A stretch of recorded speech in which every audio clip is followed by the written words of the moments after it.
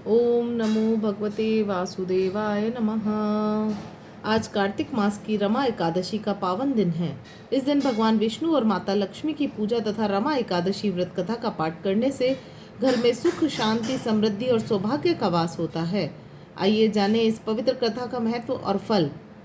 रमा एकादशी ब्रह्म वैवर्त पुराण के अनुसार कार्तिक मास के कृष्ण पक्ष की एकादशी को रमा एकादशी कहा जाता है। यह तिथि बहुत ही शुभ मानी जाती है क्योंकि इस दिन भगवान विष्णु और माता लक्ष्मी की विशेष रूप से पूजा की जाती है। धर्मशास्त्रों में बताया गया है कि रमा एकादशी का व्रत करने से माता लक्ष्मी प्रसन्न होती हैं और उपासक के घर में स्थायी रूप से निवास करती हैं। इससे घर में सुख, शांति, समृद्धि और सौभाग्य की वृद्धि होती है। जो व्यक्ति इस व्रत को श्रद्धा और नियम पूर्वक करता है उसे पापों से मुक्ति और अंत में मोक्ष की प्राप्ति होती है।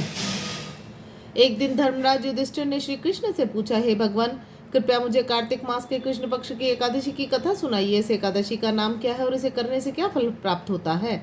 श्री कृष्ण मुस्कुराते हुए बोले, हे राजन, यह एकादशी रमा एकादशी के नाम से जानी जाती है। जो भी भक्त इस व्रत को करता है उसके सभी पाप नष्ट हो जाते हैं और उसे अपार पुण्य की प्राप्ति होती है। अब मैं तुम्हें इस एकादशी की पौराणिक कथा सुनाता हूँ, ध्यानपूर्वक सुनो। बहुत समय पहले मुचुकंद नामक एक महान राजा राज्य करते थे। वे सत्यवादी, धर्मपरायण और भगवान विष्णु के परम भक्त थे। उनके मित्रों में इंद्र, वरुण, कुबेर और विभीषण जैसे देवता शामिल थे। उनकी एक सुंदर और गुणवान पुत्री थी जिसका नाम चंद्रभागा था। जब वह बड़ी हुई तो राजा ने उसे विवाह राजा चंद्रसेन के पुत्र शोभन के साथ कर दिया। एक बार चंद्रभागा अपने ससुराल में थी, तभी कार्तिक मास की एकादशी आई। उसे याद आया कि उसे पिता के राज्य में यह नियम था कि एकादशी के दिन कोई भी व्यक्ति भोजन या जल ग्रहण नहीं करता। यहाँ तक कि जानवरों को भी उस दिन भोजन नहीं दिया जाता था। चंद्रभागा सोचने लगी, मेरे पति शोभन बहुत दुर्बल है, कठोर व्रत कैसे कर पाएंगे? राजा शोभन ने अपनी पत्नी से कहे, प्रिय चंद्रभागा, मुझे बताओ मैं क्या करूं? मैं बहुत कमजोर हूँ, क्या मैं इस व्रत को निभा पाऊंगा? चंद्रभागा बोली, स्वामी, मेरे पिताजी के राज्य में कोई भी व्यक्ति एकादशी के दिन भोजन नहीं करता। यदि आप इस नियम का पालन नहीं कर सकते तो किसी दूसरे राज्य में चले जाइए। यदि आप यहाँ रहेंगे तो आपको व्रत करना ही पड़ेगा। शोभन ने उत्तर दिया, तुम्हारी बात सही है प्रिय, लेकिन मैं इस व्रत को अवश्य करूंगा। मेरे भाग्य में जो लिखा है वही होगा। शोभन ने श्रद्धा से एकादशी का व्रत रखा। जैसे जैसे दिन बीता वह और अधिक कमजोर होता गया। जब रात आई तो जागरण का समय हुआ, तब उसकी स्थिति और भी खराब हो गई तथा भोर होने से पहले ही शोभन की मृत्यु हो गई। उसके शरीर का अंतिम संस्कार विधि पूर्वक कर दिया गया। चंद्रभागा ने पति के साथ सती न होकर अपने पिता के घर लौटने का निर्णय लिया। रमा एकादशी के व्रत के प्रभाव से शोभन को मंदराचल पर्वत पर एक दिव्य और सुंदर नगर प्राप्त हुआ। वह नगर सोने चांदी से बना हुआ था, जहां वह सब प्रकार के सुख सुविधाएं थी और कोई शत्रु नहीं था। शोभन महाराजा बनकर निवास करने लगा, परंतु उसका राज्य अध्रुव यानी अस्थायी था। कुछ समय बाद मुचुकंद के राज्य का एक ब्राह्मण सोम शर्मा तीर्थ यात्रा के लिए निकला। घूमते घूमते वह मंदराचल पर्वत पहुंचा, जहां उसने वह अद्भुत नगर देखा। नगर के वैभव को देखकर वह आश्चर्यचकित हो गया और उसने वहां के राजा को देखा तो पहचान लिया कि ये तो राजा का दामाद शोभन है। ब्राह्मण ने शोभन से जाकर कहा, राजन, मैं आपके ससुर मुचुकंद के राज्य से आया हूँ, वहाँ सब कुशल है, आपकी पत्नी चंद्रभागा भी प्रसन्न है। शोभन ने प्रसन्न होकर कहा, ब्राह्मण, बताओ, मेरे ससुर और पत्नी कुशल है। यह सुनकर मुझे बहुत अच्छा लगा। तुम बताओ, तुम्हें यह नगर कैसा लगा? ब्राह्मण बोला, राजन, यह नगर बहुत अत्यंत सुंदर और अलौकिक है। मुझे आश्चर्य है कि आपको इतना वैभव कैसे प्राप्त हुआ। शोभन ने कहा, हे ब्राह्मण, यह सब रमा एकादशी व्रत के प्रभाव से मिला है। मैंने श्रद्धा से व्रत किया था, जिससे मुझे यह अद्भुत राज्य प्राप्त हुआ है, पर यह राज्य स्थायी नहीं। यदि मेरी पत्नी चंद्रभागा इस व्रत के पुण्य से इसे स्थायी बना दे तो यह सदैव बना रहेगा। ब्राह्मण ने कहा, हे राजन, यदि यह बात चंद्रभागा तक अवश्य पहुंचाऊंगा। जब ब्राह्मण लौटकर चंद्रभागा के पास पहुंचा तो उसने सारा वृत्तांत सुनाया। चंद्रभागा ने कहा, हे ब्राह्मण, मुझे उस नगर में ले चलो। मैं अपने पति को देखना चाहती हूँ और अपने व्रत के प्रभाव से उस नगर को स्थायी बना दूंगी। ब्राह्मण चंद्रभागा को लेकर मंदराचल पर्वत के समीप वामदेव ऋषि के आश्रम पहुंचा। ऋषि ने उसकी कथा सुनी और मंत्रों से उसका अभिषेक किया। उस मंत्रों और उसके वर्षों के व्रत के प्रभाव से चंद्रभागा ने दिव्य देह धारण कर ली। वह अत्यंत सुंदर और तेजस्वी बन गई। जब शोभन ने अपनी पत्नी को उस दिव्य रूप में देखा तो वह अत्यंत प्रसन्न हुआ और उसे अपने पास बैठाया।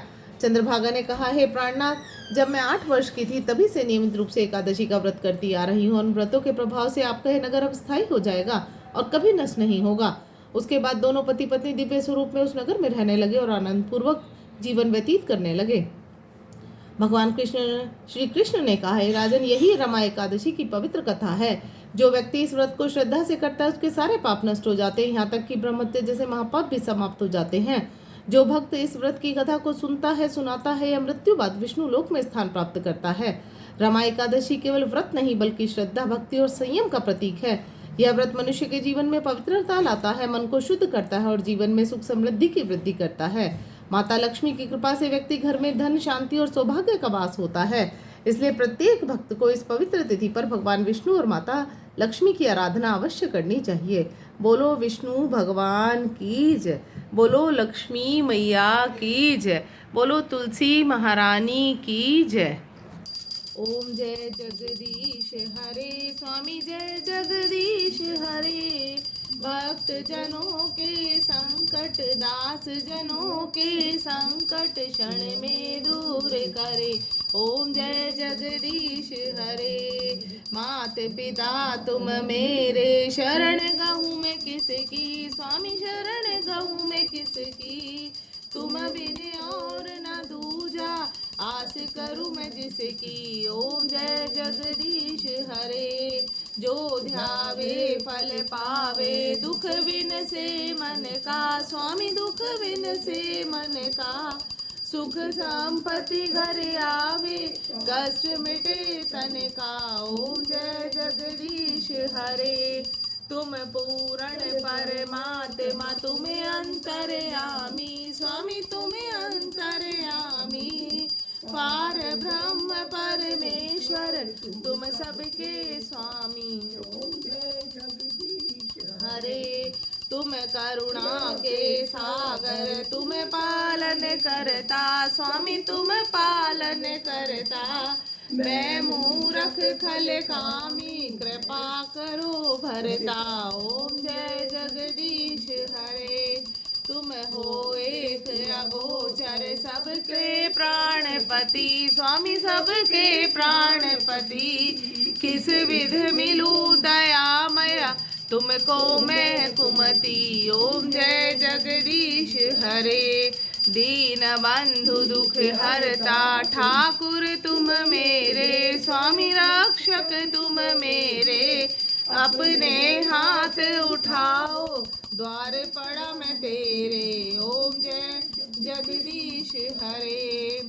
दीन बंधु दुख हरता, तुम रक्षक मेरे, स्वामी तुम रक्षक मेरे।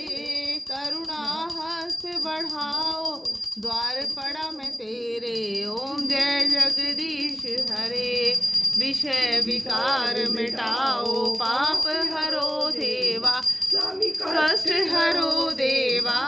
श्रद्धा भक्ति बढ़ाओ, सेवा। ओम जय जगदीश हरे। बोल विष्णु भगवान की जय, बोलो लक्ष्मी मैया की जय, बोलो तुलसी महारानी की जय।